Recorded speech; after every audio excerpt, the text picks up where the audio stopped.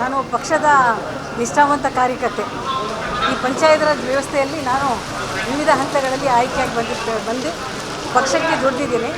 ನನಗೆ ನಂಬಿಕೆ ಇತ್ತು ಪಕ್ಷ ಕಾರ್ಯಕರ್ತರಿಗೆ ಎಂದೂ ಕೈ ಬಿಡಲ್ಲ, ಕೈ ಹಿಡಿತಾರೆ ಅಂಥೇಳಿ ನಾನು ಒಂದು ಅರ್ಜಿ ಕೊಟ್ಟು ಕೇಳಿದ್ದೆ.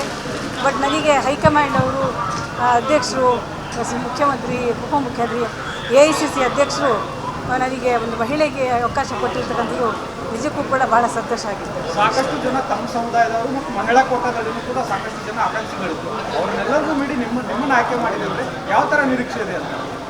ನಾನು ಗ್ರಾಸ್ ರೂಟ್ ಲೆವೆಲಿಂದನೇ ಬಂದಿದ್ದೆ, ತಳಮಟ್ಟದಿಂದ ಬಂದಿದ್ದೀನಿ. ನಾನು ಕಾಲೇಜಲ್ಲೂ ಕೂಡ ಯೂನಿಯನ್ ಲೀಡರ್ ಆಗಿದ್ದೆ. ಹಾಗಾಗಿ ಜನಸಂಪರ್ಕ ನನಗೆ ಹೆಚ್ಚಿದೆ. ಜನರ ಸಮಸ್ಯೆ ಅರ್ಥ ಮಾಡ್ಕೊಂಡು ನಾನು ಬಗೆಹರಿಸ್ಕೊಂಡು ಬಂದಿರತಕ್ಕಂಥ ವಿಷಯಗಳನ್ನು ಪಕ್ಷ ಪರಿಗಣನೆ ತರಿಸಿ ನನಗೆ ಒಂದು ಅವಕಾಶ ಮಾಡಿಕೊಟ್ಟಿದೆ.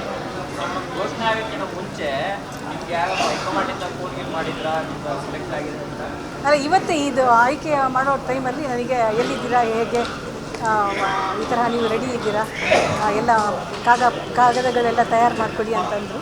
ಅವಾಗ ನನಗೆ ಸುಳಿವು ಸಿಕ್ಕಂಗೆ ಆಯಿತು. ನನಗೆ ಜನರು ಏನು ಎಕ್ಸ್ಪೆಕ್ಟ್ ಮಾಡ್ಬೋದು? ಜನರು ತಮ್ಮ ಸಣ್ಣ ಸಮಸ್ಯೆಗಳು ನನ್ನ ಹತ್ರ, ನಾನು ಜಿಲ್ಲಾ ಪಂಚಾಯತ್ ಅಧ್ಯಕ್ಷ ಆದಾಗ ನಾನು ಜನತಾ ದರ್ಶನ ಅಂತ ನಾನು ಪ್ರಾರಂಭ ಮಾಡಿದ್ದೆ. ರಾಜ್ಯದಲ್ಲಿ ಪ್ರಥಮವಾಗಿ ನಾನೇ ಸ್ಟಾರ್ಟ್ ಮಾಡಿದ್ದೆ. ಪ್ರತಿಯೊಂದು ವಾರದಲ್ಲಿ ಒಂದು ಜನತಾ ದರ್ಶನ ಮಾಡ್ತಾಯಿದ್ದೆ. ಅದನ್ನು ಈಗೆಲ್ಲ ವಿಶೇಷವಾಗಿ ನಮ್ಮ ಜಿಲ್ಲೆಯಲ್ಲಿ ಅದನ್ನು ನೋಡಿರ್ತಕ್ಕಂಥ ಜನ ನನ್ನಿಂದ ಒಂದು ಇನ್ನೊಂದು ಮತ್ತೊಂದು ಎಕ್ಸ್ಪೆಕ್ಟ್ ಮಾಡ್ತಾ ಇದ್ದಾರೆ. ಸಮಸ್ಯೆ ತೊಗೊಂಡು ಹೋದರೆ ಬಗೆಹರಿಸ್ಕೊಳ್ತಾರೆ ಅಂತ ಹೇಳ್ಬಿಟ್ಟು ನಂಬಿಕೆ ನನಗೆ, ನಮ್ಮ ಜನರಿಗೆ.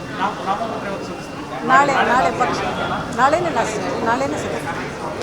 Thank you.